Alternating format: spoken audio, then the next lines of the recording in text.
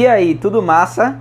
Meu nome é Jorge Gomes, esse é o canal Política Consciência e o tema do vídeo de hoje é desigualdade. Para me ajudar a falar um pouquinho sobre esse tema com algum embasamento, eu vou utilizar as contribuições de Urani Rocha e colaboradoras, bem como o mais recente livro de Adam Tversky, que é o Crises da Democracia, onde ele fala um pouquinho sobre o tema da desigualdade. Para começo de conversa, desigualdade não é a mesma coisa que pobreza, apesar de estar muito associado à pobreza. Você pode ter, por exemplo, um município, um micromunicípio do interior do Nordeste que é muito pobre, mas não é tão desigual. E você pode ter um país rico que é desigual. É o caso, por exemplo, dos Estados Unidos, que, mesmo sendo uma grande economia, uma gigantesca potência econômica, tem um altíssimo índice de Gini. Ué, como assim índice de Gini? Essa é a principal maneira que a gente utiliza para calcular, para mensurar a desigualdade. E como é que se calcula?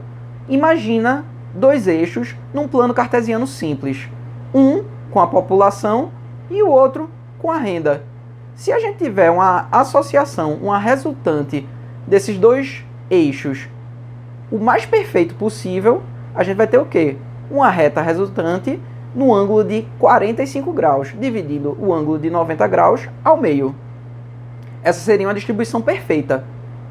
Porém, na realidade, a gente não vai ter isso. A gente vai ter a chamada curva de Lorentz, que é o buchinho que vai ficar embaixo dessa reta, que vai representar aí a desigualdade. Calculando a área resultante entre a reta de 45 graus que eu havia falado e essa curva de Lorentz, a gente tem o índice de Gini, que pode variar de 0 a 1, sendo 1 a total desigualdade, ou seja, uma pessoa só concentrando toda a renda do país ou da região, e 0 sendo a total igualdade. Claro que 0 e 1, nesse caso, são abstrações, são modelos que a gente não vai encontrar na realidade, certo? Então o índice de Gini varia de 0 a 1. Pensando um pouquinho no caso concreto do Brasil. O Brasil figura no top 10 de países mais desiguais do mundo. Se você analisar essa lista, que conta com países como Botsuana, Namíbia e, em primeiríssimo lugar, a África do Sul, você vai perceber o claro papel que o colonialismo, a exploração e o racismo têm na questão da desigualdade. A África do Sul, por exemplo, teve o regime do apartheid em vigor até meados da década de 90, o que é um completo absurdo. No caso do Brasil, fomos o último país das Américas a abolir a escravidão. E isso tudo trouxe consequências, porque as instituições importam e existe uma coisa chamada inércia institucional. Então, mesmo quando algumas instituições são abolidas, as consequências dela, as consequências históricas, continuam ao longo do tempo. No caso do Brasil, a gente tem uma coisa bem interessante. Se a gente pegar, por exemplo, o texto de Urani Rocha, ela faz, junto com as colaboradoras, uma análise estatística descritiva, onde ela percebe que a percepção do brasileiro sobre desigualdade é totalmente equivocada no geral. A gente reconhece que desigualdade é uma temática importante, porém, na hora da gente se perceber como membros da elite, por exemplo, o que é o caso de muita gente, provavelmente é o seu caso que está assistindo esse vídeo, a gente não faz isso. A gente acha que a gente está ali na base da pirâmide social brasileira. O que, muito provavelmente, se for o caso de você que está assistindo esse canal, que faz parte da minha bolha, não é o nosso caso, tá? Então a gente tem, por exemplo, elites do funcionalismo público que ganham muito achando que são classe média. Ilustrativo disso, por exemplo, é o recente Twitter de Bruno Galeasso se colocando como um cara de classe média alta, quando na verdade ele figura no topo do topo do topo da pirâmide social brasileira. E para finalizar o vídeo, por que desigualdade é ruim? Parece óbvio, né?